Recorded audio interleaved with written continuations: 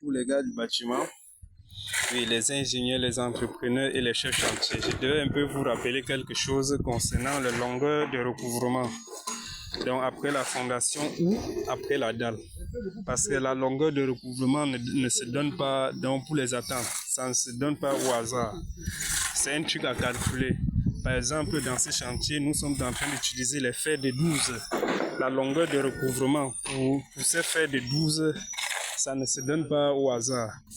La formule pour laisser les attentes, par exemple pour le fer de 12 ici là, soit pour la fondation ou au niveau de la dalle, c'est comprise entre 20 et 30 fois le diamètre de fer que vous êtes en train d'utiliser au chantier.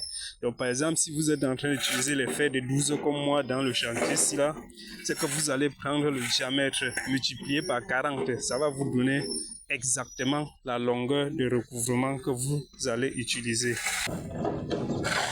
Et si vous êtes en train d'utiliser les fers supérieurs à 12, par exemple les fers de 14, c'est que votre formule c'est comprise entre 30 et 40 fois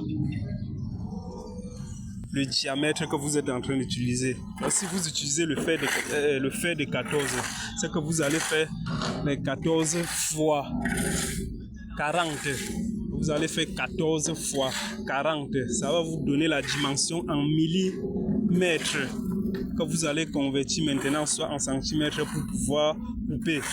Donc les attentes ne se laissent pas dans un chantier à tort et à travers. Donc c'est la formule. Si vous êtes en train de réaliser un projet où vous utilisez donc les fers de moins de 12, c'est que vous allez utiliser la formule de 30 fois le diamètre que vous êtes en train d'utiliser. Et si c'est supérieur à 30, c'est que vous allez utiliser la formule de 40 fois le diamètre que vous utilisez. Donc 14, 16, 20, etc.